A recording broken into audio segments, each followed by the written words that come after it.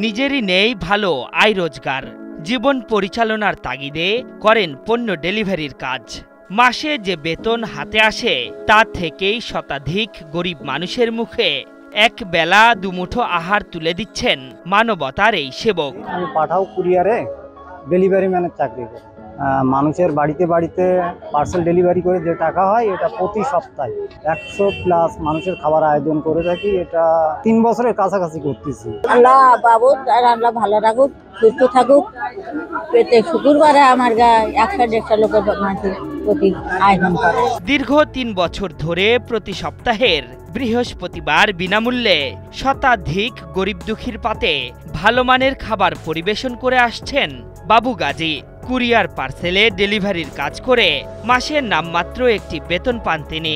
সেই আয় থেকেই সপ্তাহে 4 থেকে 5 হাজার টাকা ব্যয়ে মানবতার সেবা করে যাচ্ছেন অদম্য এই যুবক। যে আমার বয়স যখন 14-15 বছর, তখন কোনো এক ফ্যামিলিতে আমি গেছিলাম, এক ধনী ব্যক্তির বাসায় আমার বাবার সঙ্গে গেছিলাম খাইতে। তা ওইখানে গেটের সামনে এক বয়স্ক লোক লাঠি নিয়ে দাঁড়ায় আছে, 4-5 জন মনে করেন ভিক্ষুক আছে, 3-4টি কুকুর আছে। তা আমি ভেতরে যাই খাইতে, সেই দিয়ে আবার যখন বেরিয়ে আসি তখন ওনাদেরকে নষ্ট খাবার ওইটা দিতে দেখি। তখন থেকে আমার হয় যে আল্লাহ যদি কোনোদিন আমার সেরকম সামর্থ্য দেয় তাহলে আমি গরিব অসহায় মানুষের জন্য কাজ করি। হৃদয়স্পর্শী এক ঘটনা থেকে সমাজের নিম্ন আয়ের মানুষদের জন্য কাজের পণ করেন বাবু। এরপরই দীর্ঘ 3 বছর ধরে মানুষের জন্য কাজ করে যাচ্ছেন তিনি। শুরুতে পরিবারের বাধা থাকলেও সবার সহযোগিতায় নিজের মানবিক কাজটি করে যাচ্ছেন তিনি। প্রথম ছেলে যে চাকরিটা করতো, কিন্তু এই আমরা প্রথম রাজি ছিলাম না। সেই চাকরির টাকাটা সম্পূর্ণই ওদের খাওয়াইতো, ওই কাঙাল মিসকিনদের। এইবার প্রথম দেখলাম, তারপর দেখলাম যে না, কাজটা করা খুব ভালো।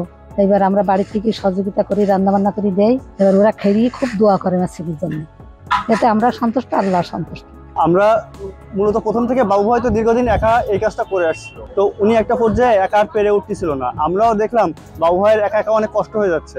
তো আমি সহ আমার আরো 2টা ছোট ভাই আছে, যারা আমরা বিনা পারিশ্রমিকে মানে নিঃস্বার্থভাবে বাবু ভাইকে সাহায্য করার জন্য প্রত্যেক বৃহস্পতিবারে এখানে আমরা চলে আসি। আমরা এখানে এই যে কাটা বাছা, এই রান্না বান্নায় আমরা সব কাজে সহযোগিতা করি। যা হয় বসবাস সব দেই, খাতে ভালো মন্দ খাই যায়, ডিম গোশ সবকিছু খাই যায়। ভালো মানুষ এই প্রতি বৃহস্পতিবারে খাতি দেয়, আবার প্রতি বৃহস্পতিবারে আবার খাতি দেবে। বৃহস্পতিবার সকাল থেকে বাবু গাজীর বাড়ির উঠানে শুরু হয় বিশাল কর্মযজ্ঞ।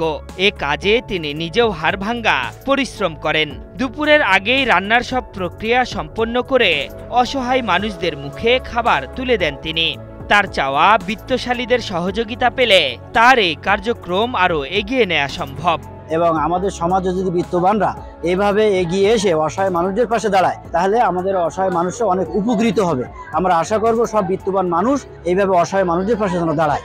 আজকে যে খাওয়ার আয়োজনটা দেখছি আপনার অভাবী বা দুস্থ মানুষদের জন্য, আমাদের জেলা পর্যায়ে যে সরকারি বা বিভিন্ন বেসরকারি যেসব দাতা সংস্থা আছে, তারা যদি এগিয়ে আসতো তাহলে আমাদের এই সার্ভিসটা পুরো একটা বড় আকারে বা বিস্তার আকারে সম্ভব হতো।